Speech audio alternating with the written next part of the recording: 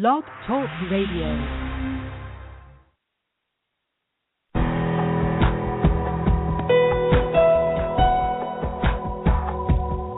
Welcome to our program on Kardec Radio. Welcome to the messengers in our home.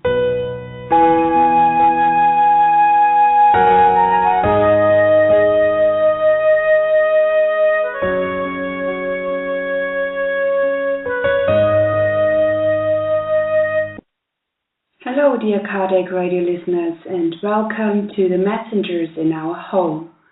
Today we're going to talk about Chapter 3 at the Messenger Center. Hello, Mackenzie. Hi, Francisca. Hello, everyone.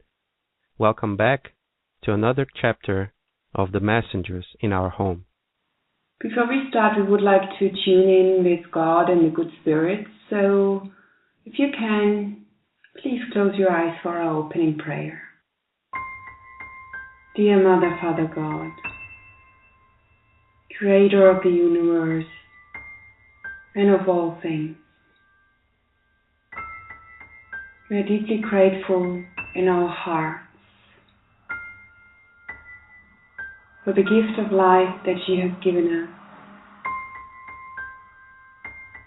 and all the opportunities in our daily life to learn and to grow.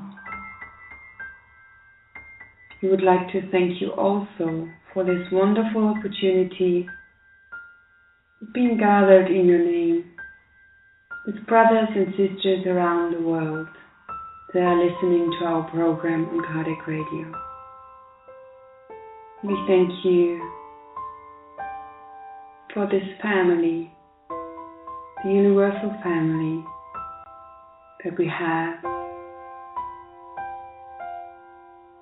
We would also like to invite the good spirits and welcome them, thanking them for their intuition, their inspiration, for all the support that they've been giving us for the projects on Kardec Radio and in all areas of our life. And with your permission, we're going to start our meeting. So be it. So let us now listen to the reading of Chapter 3. Chapter 3 at the Messenger Center. The next day, I listened to Narcissa's lengthy, thoughtful comments on my new endeavor, and then headed for the Messenger Center in the Ministry of Communication. The always helpful Tobias went along, in spite of the huge amount of work he still had to do. I was fascinated when we arrived at the group of majestic buildings that comprised the institution's headquarters. The complex was so big that I could have sworn I had come upon what looked like several universities all joined together. Large courtyards filled with groves and gardens invited uplifting inner reflection. Tobias roused me from my enchantment and exclaimed, "The center is huge. This department of our spirit colony performs some very complex activities. Don't think that the buildings we can see from this spot are all there is to the institution. This part contains only the central administration and a few buildings for general teaching and training." "But is this enormous organization restricted only to transmitting messages?" I asked curiously. My companion smiled and explained, "Don't get the idea that this is all just some type of postal service. The center trains spirits to become living letters of rescue and assistance to other spirits who are suffering in the umbra, on Earth's surface, and in the darkness. Did you actually think that so much work was just meant for broadcasting news? Broaden your outlook. Our service here is a copy of the type that is being carried out in the most diverse spirit cities of the higher planes. Many spirits are trained here to spread hope and consolation and to provide instruction and counsel in the various arenas of the planet's evolution. I don't mean just invisible emissaries, however. We also train tightly knit groups for reincarnation, and mediums and instructors leave here by the hundreds every year. Those who will be involved in giving spiritual comfort are trained by our messenger center and are sent to the incarnate realms in considerable numbers. Really?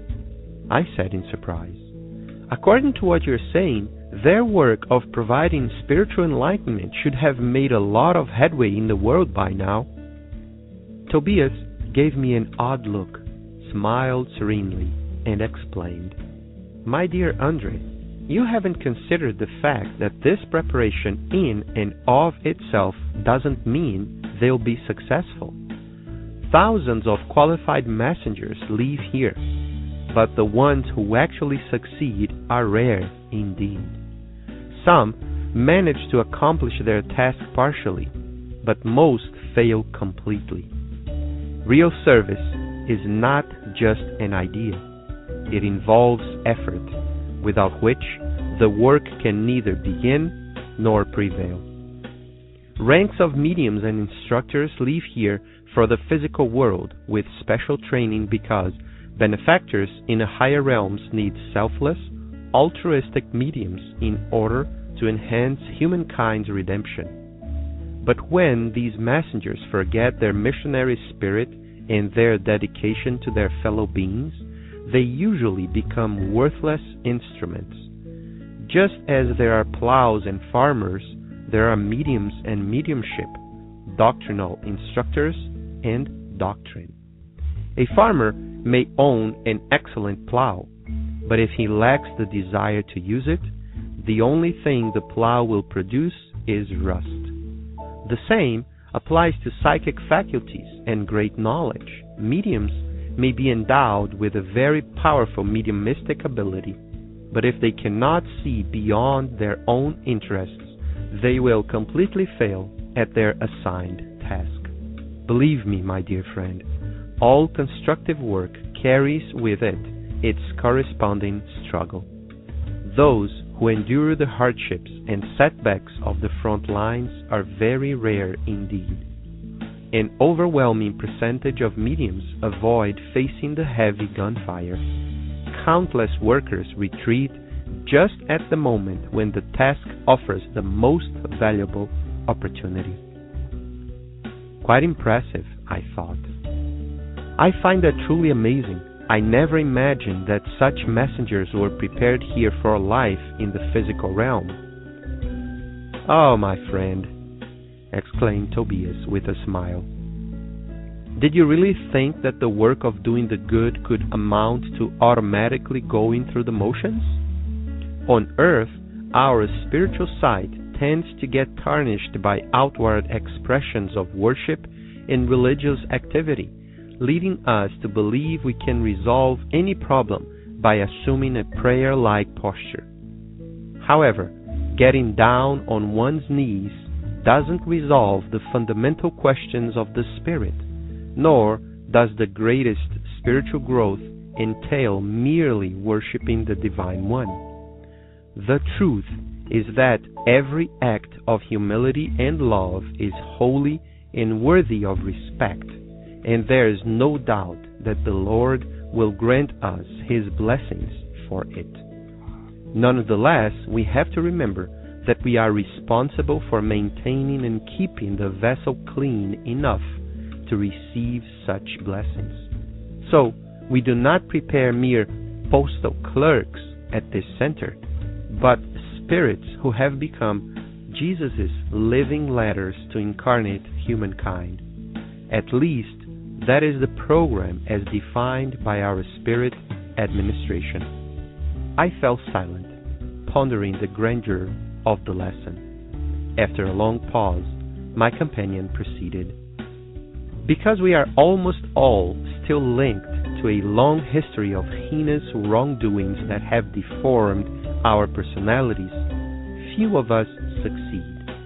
In each new life of incarnate endeavor, we believe much more in the demeaning tendencies of our past than in the divine potential of the present, a fact that always has negative implications for the future.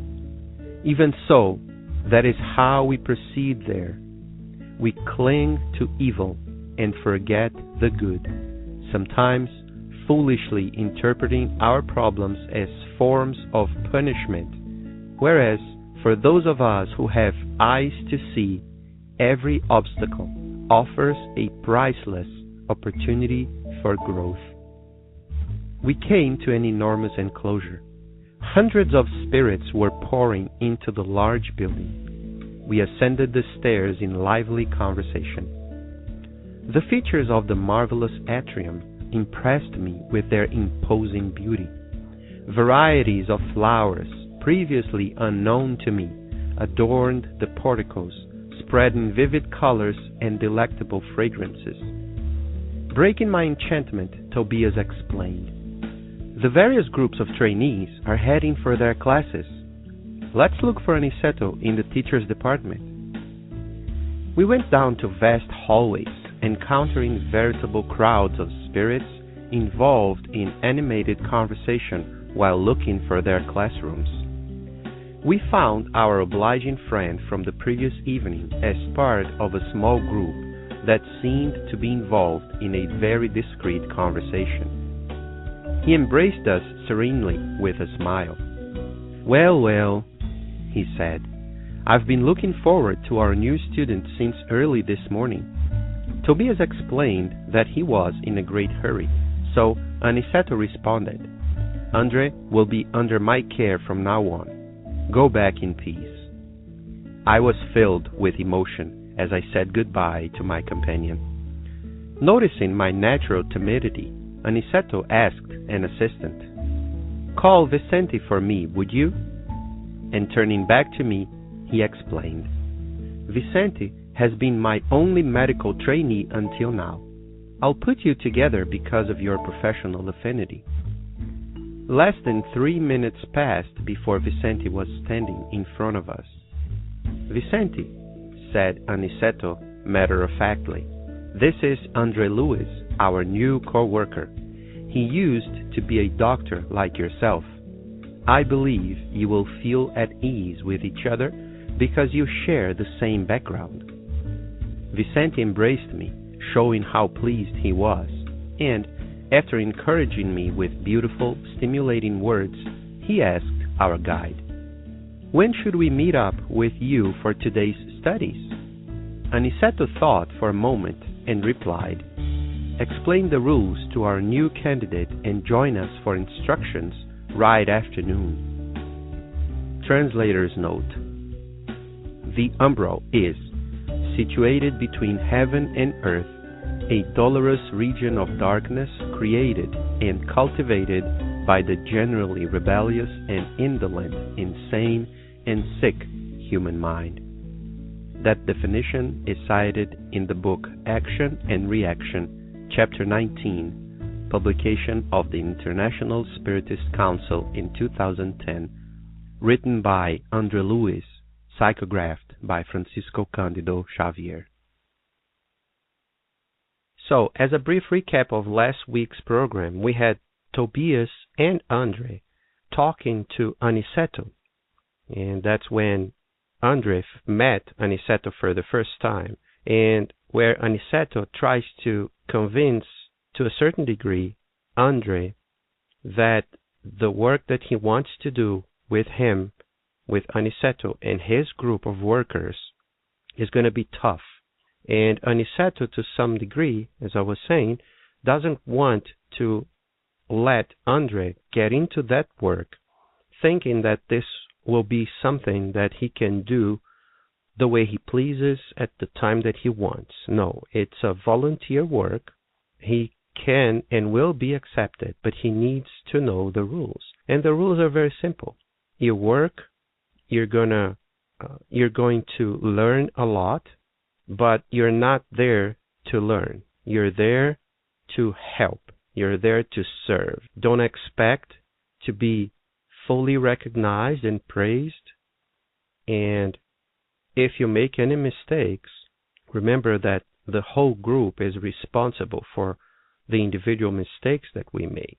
But in the very end, you will notice how much you learned and how pleased you are with yourself for learning to love more and serve more the others. And in the end, Andre said, "Oh, I'm very impressed and I'm deeply humbled to be able to serve under you, Aniceto." And then he accepts. Aniceto is very happy with Andre's answer, and they will meet again on the next day. And that's where we are here on chapter 3 at the Messenger Center. And Andre says that on the next day, he was talking to Narcisa, and Narcisa was telling him some thoughtful comments on his new endeavor. And then after listening to Narcisa, which is really interesting because, like we were saying also last week, once we have true friends and they recognize our effort and that we are heading in a direction of maybe some tough work ahead, but that will be good for us, and that we are happy with what we are doing, they are happy for us. And she probably said so many good things. It's unfortunate to some degree, although the book is already kind of large, that we don't have Narcisa's lengthy, thoughtful comments right here. But since we know Narcisa and we already heard her speak and her say so many good things on O Solar and also here in this book already, we can imagine how actually thoughtful those comments were. So Andre heads to the Messenger Center in the Ministry of Communication, but he doesn't go alone. He goes with Tobias. Also, and once again, good friend, a very good friend that's introducing another friend to a new work. And despite the huge amount of work that Tobias still had to do, he decided to go with Andre. So Andre is not alone, has a friend by his side, and like we asked before in another program, are we that type of friend? Can we consider ourselves, to some degree, a Tobias in the life of somebody that we really and sincerely enjoy and leave some of our own needs and works to do to help another person? That is a very good question for ourselves that we need to reflect, because we think, and I hope we think, that it is very good to have a friend like Tobias, if we have somebody like that in our lives. And we can all agree that it is very good that we have, if we have a friend like that. But the main question for ourselves, for us, want to become a new man or new woman, a new human being, is, are we this type of friend that Tobias is being to Andre right now? And then Andre goes and describes the complex that he's going to, and he's giving us this small idea of how big this Messenger Center is, right? And he says that it's so big that he could have sworn that he had come upon what looked like several universities all joined together. Large courtyards filled with groves and gardens invited uplifting inner reflection. It is really interesting when we, depending on how we are feeling inside, places can take different meanings to us. Some people could have complained and said why they need so many gardens, like open spaces with groves and gardens and all that stuff.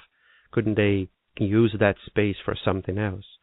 Or the other way around, why do they have these majestic buildings that Andre is saying here?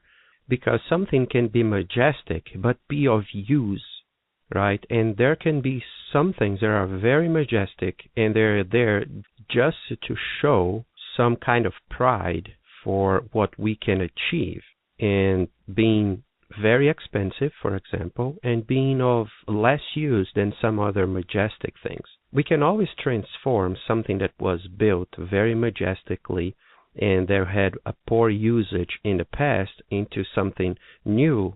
However, if we think more broadly, we can use those resources to already do something that can be majestic to some degree, but can be also very useful, right? And that's basically what I take from this passage here. These are majestic buildings, and it's so big that it looks like several universities, right? So it's being used. So Andre is using the word university here, showing that this knowledge, that something is being constructed there. It's not there just for the amusement of people or for people to look around. And I'm thinking as I'm saying these things here of some of these and those huge castles that were built in the past.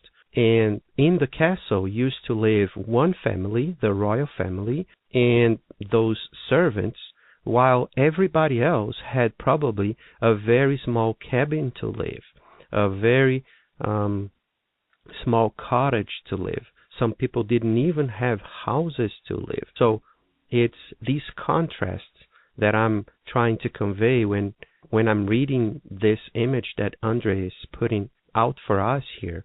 So naturally, it's up for us, it's up to us to decide what we're going to do with the money that we have. But it is very interesting for us to think about the usefulness of what we are building and how much we are spending on that and what will be the benefit, not for ourselves only, but for the community that we live in. I love the part where he says that these large courtyards were filled with groves and gardens, invited uplifting inner reflection, saying that, okay, I'm seeing all these constructions, these buildings and everything, but it's nature that invites us to uplifting inner reflection. So it is very interesting for us to think about this architectural organization, right, of these buildings, always trying to leave some space for nature to show itself so that we can have nature by our sides at all times. We see this all the time in Ocelar too, when they talk about how Veneranda built the green halls and how the field of music is organized and everything else. So it is really interesting. So Tobias calls Andre out of his enchantment and explains that the center is very, very big, that this department performs very complex activities. And he tells Andre even more, although Andre is surprised by the vastness of this group of buildings, Tobias tells him that there's even more than what they're seeing right now. There's much, much more, because the part that they're going and they are there right now contains only the central administration and a few buildings for general teaching and training. So we can imagine how many spirits, right, are working there, how many spirits are learning at that place, and what they're doing there if it's so big. And that's what Andre asks Tobias. Okay, you're talking about the messenger center. So is this enormous building restricted only to transmitting messages? He asks curiously. And naturally, Tobias smiles and explains, because Andre is not understanding what that messenger center really is. And then he starts to explain what it is. Don't get the idea that this is all just some type of postal service. And maybe that's very interesting to say here right now. We call the book The Messengers. And maybe we are thinking that these people are just there to relay message from one place to another. But it's not that I am going to a place and deliver a message. And that's very important here. And maybe this is one of the chapters that really defines the title of the book. Because the messengers here are not the ones who are bringing a letter from one place and delivering that message or that letter, that postcard to another person. This center trains spirits to become living letters. So the messenger is also the message. And it is really interesting for us to think about this here, because this expression, living letters, being taken not directly from the second letter of Paul to the Corinthians, but this expression is a very common expression, because what Paul says there in the New International Version of the Bible, he says on the second letter to the Corinthians in chapter 3, verse 3, he says, "You show that you are a letter from Christ, the result of our ministry, written not with ink, but with the Spirit of the living God, not on tablets of stone, but on tablets of human hearts." So this expression, living letters, is an open invitation to us for us to allow the message of love, of charity, of faith, of hope, of light to be written in ourselves so that we become these virtues alive, so that with our presence, with our deeds, with our thoughts, and not only with our words, we can be, and now we're coming back to the book, we can be living letters of rescue and assistance to other spirits who are suffering. Doesn't matter where. It may be in the umbral. It may be here incarnated on Earth's surface and also in the darkness. So this training, this center will train every spirit that goes there to be and to become living letters. It's not saying that it will make them or make us be living letters, but it will give us training to become, to work and to become living letters, right? So we will talk a little bit more about that in just a few minutes, also because of another comment that Andre makes right after Tobias explains this to him. But Tobias goes on and says, "Oh, do you think that this huge center here was just to broadcast news? You need to think broader about this, because that's what we were talking about a few minutes ago, about the usefulness of something that's built, right? So we need to really fit what we have in terms of structure to really provide assistance, to provide work, and to make that place that we have to be useful. Otherwise, it will be a waste of energy, a waste of space, right? So that's why we need to always keep thinking on improving the services that we provide and the work that we do. And here now I'm talking about, us being a Spiritist Center, or Kardec Radio being this institution, this radio that provides today, as we speak now, 4 different programs throughout the week, so that people like me, like Francisca, and like you who are listening right now can enjoy, learn together with us. But Kardec Radio will not stop at these 4 programs. Once we can find more people to help, once we can find more people that can provide more work, can provide time, and have the knowledge and the willingness to do something to help Kardec Radio, naturally Kardec Radio will improve, will grow even more, just like what Tobias is saying here. So we need to really think of these types of services as, we can get better, we can improve, we can do more, right? Not just go out and start doing things without any plans or preparations. No, we need to train, we need to really think about improving, but we need to be organized to do this, right?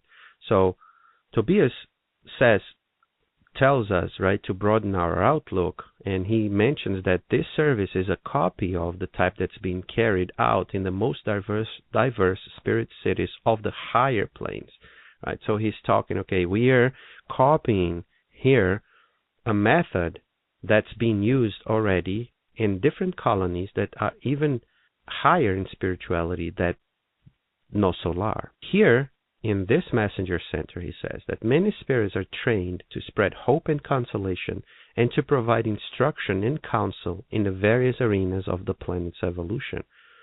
And he says, but he doesn't mean just invisible emissaries. He trains groups for reincarnation. Mediums and instructors leave that messenger center by the hundreds every year.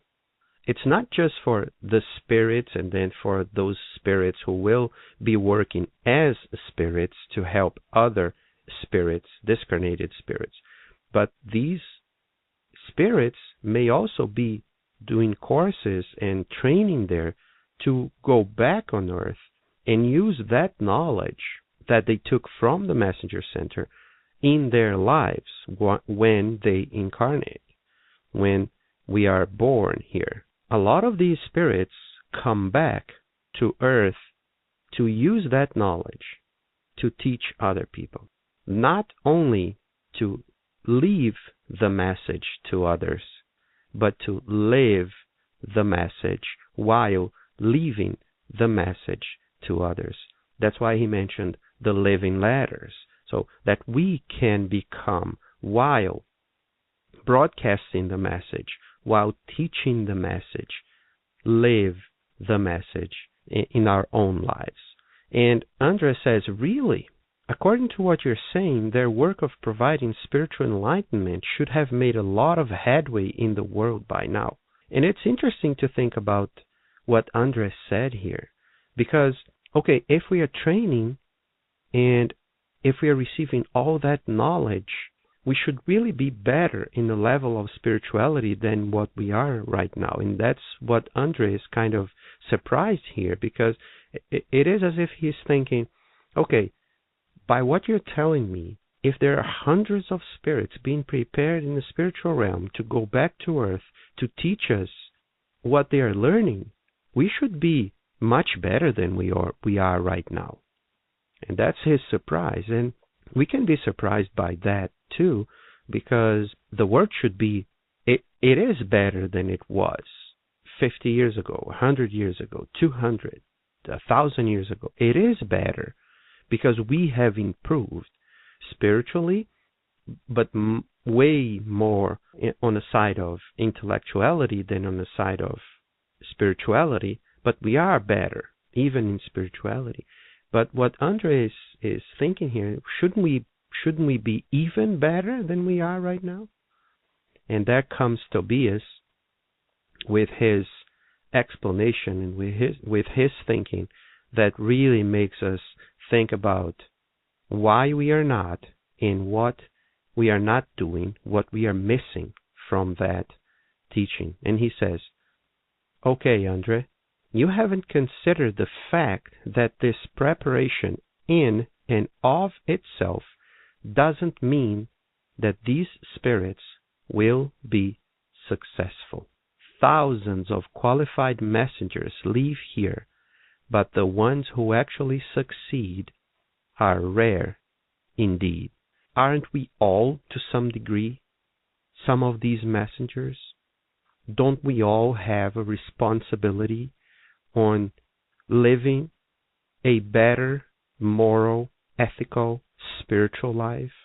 How are we doing on that thread of our lives? Because intellectually, we can say that we are better, right? If we are listening to this on the internet now, we have a lot of knowledge to be here listening to this, for example. There are a lot of people who can't even imagine that this is happening right now.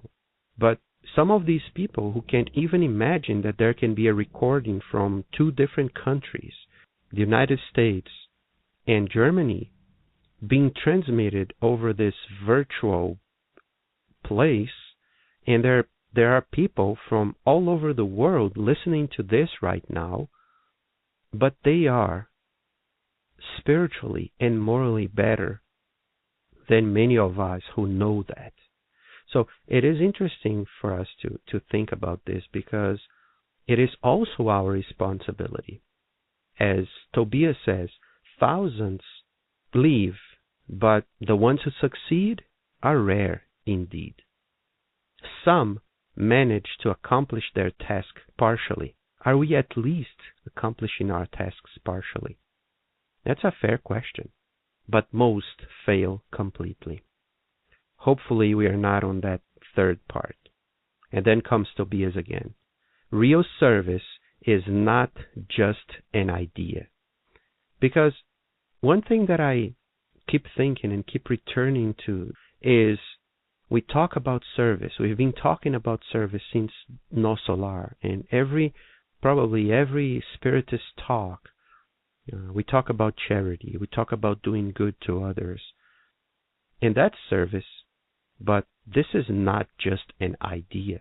It involves effort, without which the work or the service, right, can neither begin nor prevail. Ranks of mediums and instructors, Tobias continues, live here for the physical world with special training because benefactors in the higher realms need selfless, altruistic mediums in order to enhance humankind's redemption. But when we forget our missionary spirit and our dedication to our fellow beings, we usually become worthless instruments. This is very, very serious. I keep thinking of, okay, I learned something here and I don't use it. I don't use it at all. I go completely astray, and not even an inch of my knowledge that I was supposed to be using to teach others, to help others in their pathway, are not being used. Are we worthless instruments? And then Tobias gives us this metaphor, a plow and a farmer. And he says, just as there are plows and farmers, there are mediums and mediumship, doctrinal instructors and doctrine. A farmer may own an excellent plow, but if he lacks the desire to use it, the only thing the plow will produce is rust. It will be there and will rust, and one day when I need to use it, it's worthless, because it's there stuck. Rust ate everything, all the knowledge that I had. It doesn't have a strength to be used anymore, and then it can't be used. If we bring the metaphor back to our lives, life ends. The time period that I had here ends. I have to go back. And then what did I do with my time? What did I do with the task that I was supposed to be performing in my life? And then I will complain, I will be sad, and I will lose once again the excellent opportunity of service. And that's what he says. The same applies to psychic faculties and great knowledge. Mediums may be endowed with a very powerful mediumistic ability, but if we, as mediums, cannot see beyond our own interests, we will completely fail our assigned task. Because to put in use something that needs to help others, I need to see beyond my own interest, my own localized, selfish interest. I need to think of the opportunity of being together with others and using this ability to help build a better place for all of us. And he goes on. Believe me, my dear friend, Tobias says, all constructive work carries with it its corresponding struggle. Those who endure the hardships and setbacks of the front lines are very rare indeed. Let's think of this in a different way now. Instead of only thinking of work in mediumship, but let's think of working in our own lives. Let's imagine that I was born and I am not a medium, but I was born and I am a father. we will have hardships and setbacks because that's how it is. For me to be a good father, for me to be a good mother, for me to be a good boss, for me to be a good teacher, there are a lot of hardships and there are a lot of setbacks. Am I willing to really fight the good fight? To endure these hardships and setbacks, to really win over these setbacks, to win over myself, to really show that I can be better. Not better than anyone, better than myself, better than what I was yesterday. If we go back to mediumship, he says, an overwhelming percentage of mediums avoid facing the heavy gunfire. Countless workers retreat just at the moment when the task offers the most valuable opportunity. I will go back a little bit to No Solar because it is interesting for us to remember that, for example, in the last 2 chapters of No Solar, Andre says, once he goes back and meets his family again, he says, can I do this? It is too hard for me. What will I do now? And then he comes and says, okay, I have all these problems within myself, but I have the opportunity now to put in practice everything that I have learned from all these friends here in No Solar. Should I retreat now that I am here facing the gunfire, the heavy gunfire that Tobias is telling us now? What should be our action at this moment? What can I do? Unfortunately, most of us retreat. Unfortunately, we are not able to complete the task, at least partially. But let's try. Let's try harder so that we don't fail completely, that we at least accomplish partially what we are supposed to do. I find that truly amazing. And that's what Andra says. I find that truly amazing. I never imagined that such messengers were prepared here for life in the physical realm. And maybe we haven't thought of that once we were talking about No Solar. But if we pay attention closely to all the lives, Narcisa, Tobias, Laura, Lysias, all the spirits who were there with Andre in No Solar, we will see that maybe they were not in a messenger center being prepared, completely prepared like these spirits are going to be, but the life that they were living, the service that they were providing, were actually preparing them for reincarnation. So it is very interesting that there are that type of preparation, Narcisa, Tobias, and there are this type of preparation, a preparation of studying, of really being together with somebody that can teach us and provide us information on what we need to learn and what we need to do once we reincarnate. Just like Andra says, it is very interesting to see, or amazing to see, that these messengers, or the messengers that are here on earth incarnated, they were all prepared before coming here. And this preparation, as we were saying, and as Tobias was saying, is not just a mere putting your hands together or putting your knees down and praying. No, it is a real preparation. So you go to this place where you learn, where you study, but you also go and work to learn by doing it, not just by listening to it. So it is really amazing to think of this and to really think that the spiritual realm is not a place of rest as we usually think. And by rest here, as I keep repeating throughout these programs, is not the rest, the eternal rest, right? Naturally, we can get tired and we need rest. as we keep talking about the law of work that we find in the Spirit's book. But it's the kind of rest, or the eternal rest, that sometimes we think that we're going to find once we die, right? So it's a constant need for work, need to get more knowledge, need to serve more.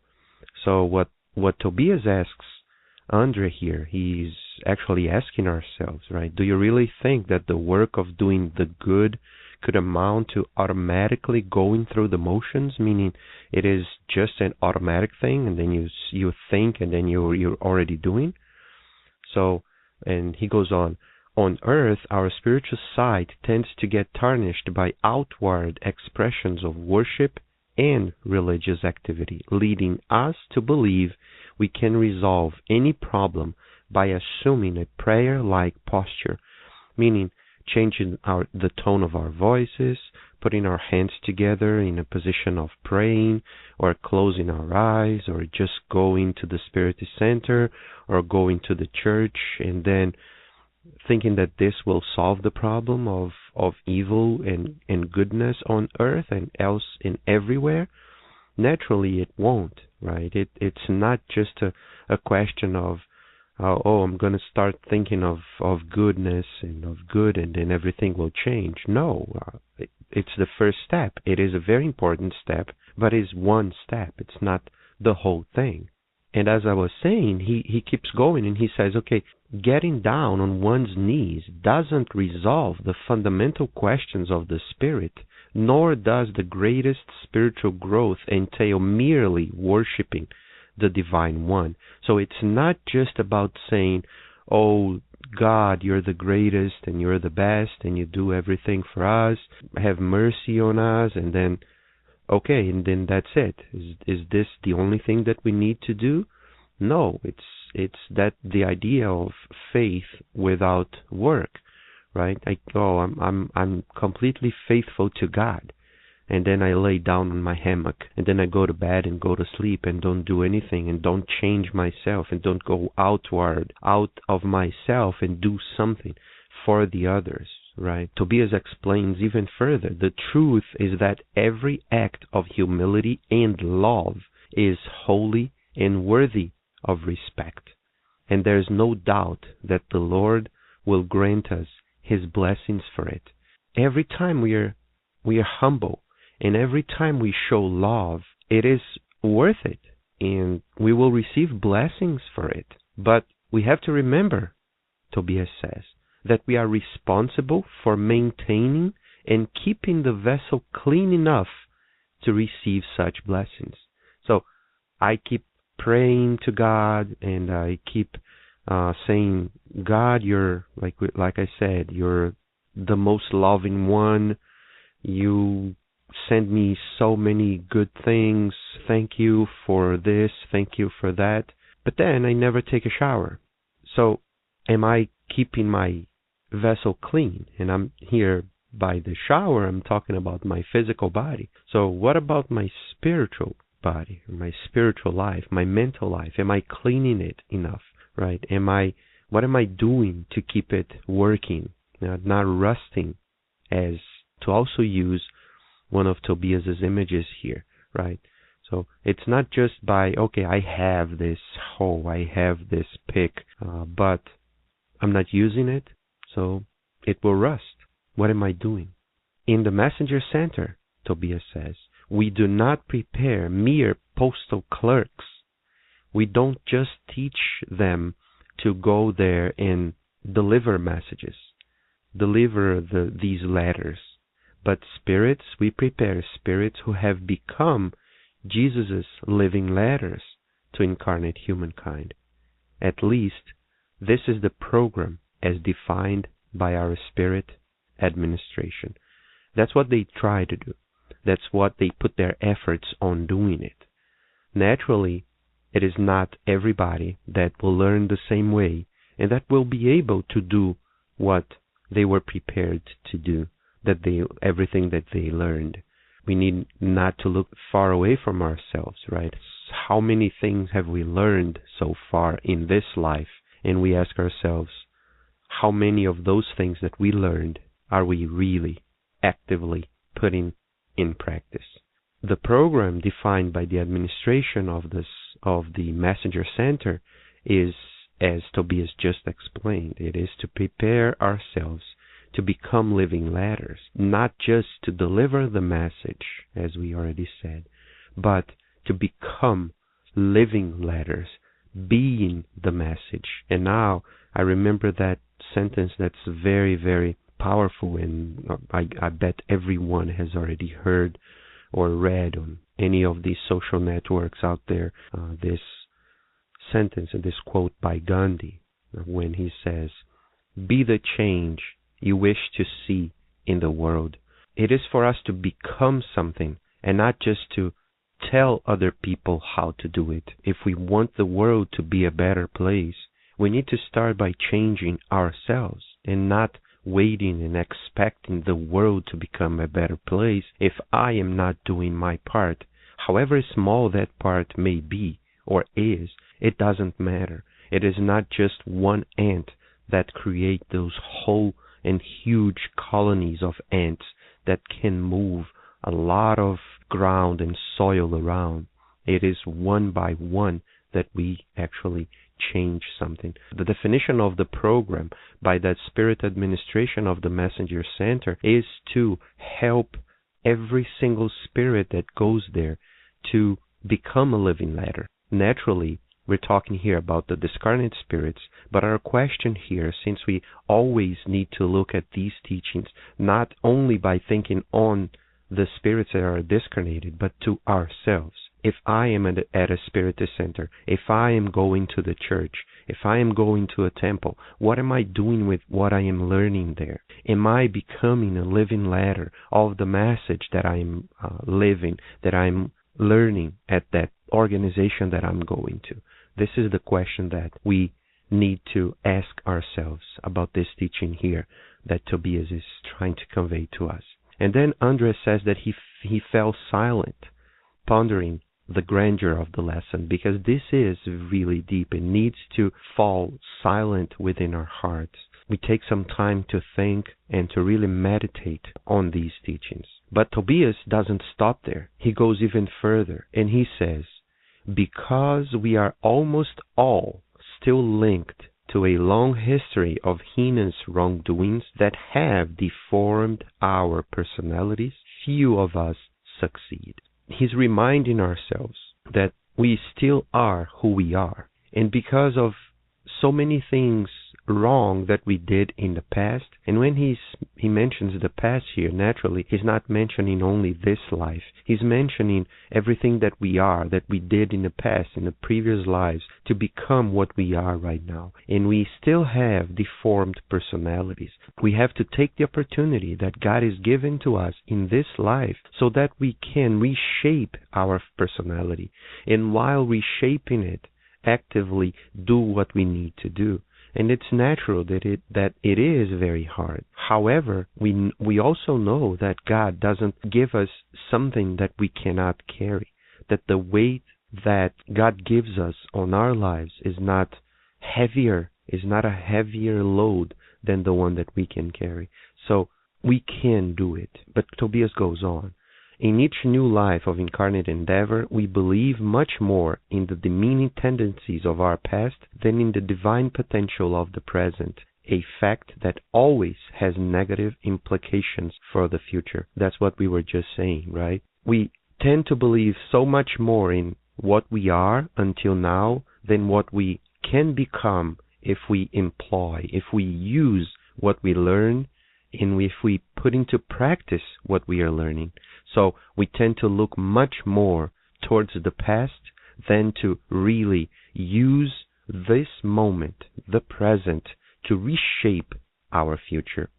So if we keep looking back and suffering and saying I can't, and saying I won't be able to do it, and saying, oh, I'm too weak, this is so heavy, I am wasting my time. And more than wasting my time, I'm wasting my strength, a strength that I could be using to actively be doing something at that very moment to reshape, to reconstruct my personality, to reshape and reconstruct my future from now on. And Tobias goes on. Even so, that is how we proceed here. Cling to evil and forget the good. Sometimes foolishly interpreting our problems as forms of punishment, whereas for those of us who have eyes to see, every obstacle offers a priceless opportunity for growth.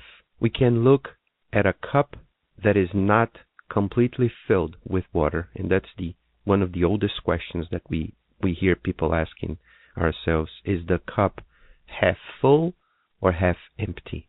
Right? Depending on how we look at what we have in our hands, if we have eyes to see, I can always see a problem as a step towards betterment, or I can look at this problem and seeing it as a wall that I cannot transpose.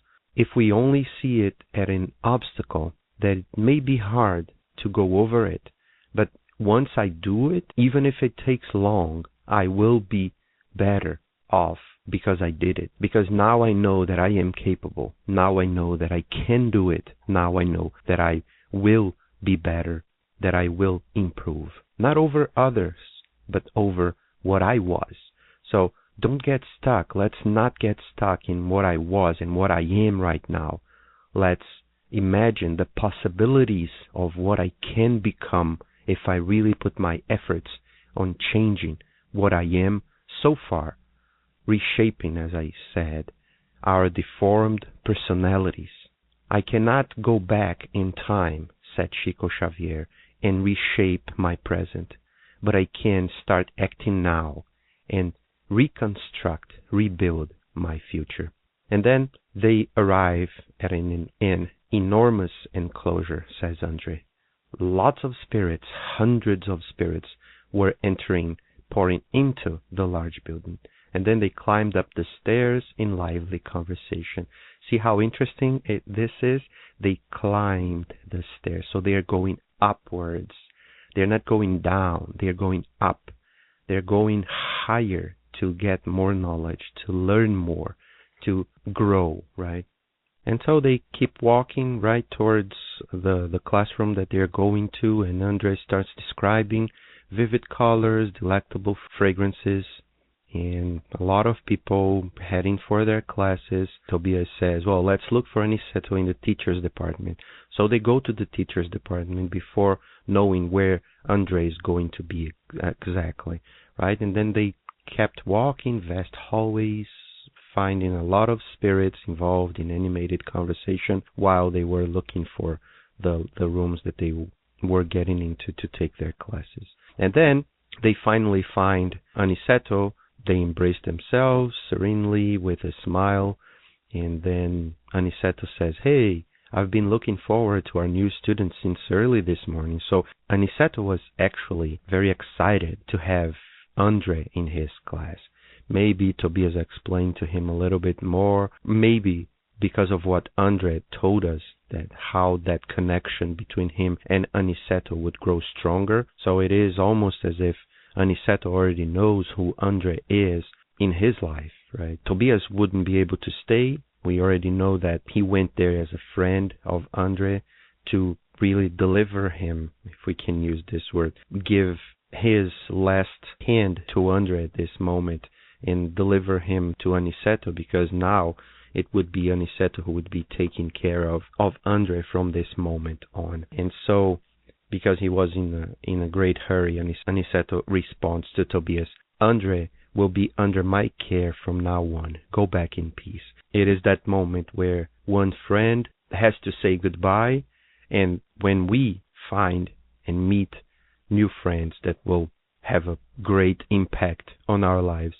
I remember when I came from Brazil to the United States, naturally I still have a lot of good friends in Brazil, but I had to say goodbye to so many good friends, at least temporarily. I'm able to talk to some of them from time to time and see them from time to time, but I am very happy also because I met so many new great friends here at the United States, and not only here at the United States, but like Francisca, for example, that's in Germany right now. So glad to have the opportunity to learn with all of them. So it is very understandable how filled with emotion Andre was at that moment when he said goodbye to his companion, because he learned so much with Tobias. And then now Aniceto will start doing his work of putting Andre to work, and together with other spirits who are, because they are going to have to start working together. And at this moment, he asks somebody from that group where they are, call a specific spirit. His name is Vicente. We're going to know a little bit more about Vicente next chapter. And he explains to Andre who Vicente is. And he says that Vicente has been his only medical trainee until now. And Aniceto wants to put them together because of their professional affinity, specifically, so they can learn from each other with their knowledge, with everything that they have and share in common. But we will know, and we will see, soon we will see that their affinity is not just because of the profession, is not just a professional affinity. We will see that they share much more in terms of life stories. So right after this, they wait for a few minutes. Vicente arrives, and Aniceto presents Andre to Vicente and vice versa. He tells Vicente, they say, hey, Vicente, this is Andre Luis, our new coworker, and he used to be a doctor like yourself. And I believe that you will feel at ease because you share the same background. And here's the first hint, right? The same background here is naturally, and Aniceto knows this already because of probably the higher spirituality that he has above Vicente and Andre. They can clearly see each other and see the others much deeper than just the appearance. And you share the same background. We will know more, as I said, in the next chapter. And then they embrace themselves, how pleased they are when meeting themselves. And after encouraging Andre with beautiful, stimulating works, he asked Aniceto, when should we meet up with you for today's studies? And Aniceto says, okay, explain the rules of what we're going to do and join us for instructions right afternoon. Aniceto already starts showing Andre that he will not be the one doing everything. He asked an assistant to call Vicente, and he asked Vicente now to explain something to Andre. So he is delegating already. So this is the type of administrator, we could call him that Aniceto is. He does what he needs to do, but he employs every single one of us, every single one of his students to do something, right? So that we all feel part of the work that is being done. I know that it is hard for some of us, maybe I'm talking about myself now, to allow other people to do stuff, but we all need to do and be part of the work. So if somebody is trying to do everything, go and try to help. If you're not helping and the other one is not asking, try to do something else, because we need to be useful. We need to do something. And that's basically what Aniceto is trying to do now here, is to show that we all can help so that we have a sane, a healthy environment with everybody working together towards the same goal, which is to have more knowledge, to learn how to serve, to learn how to work.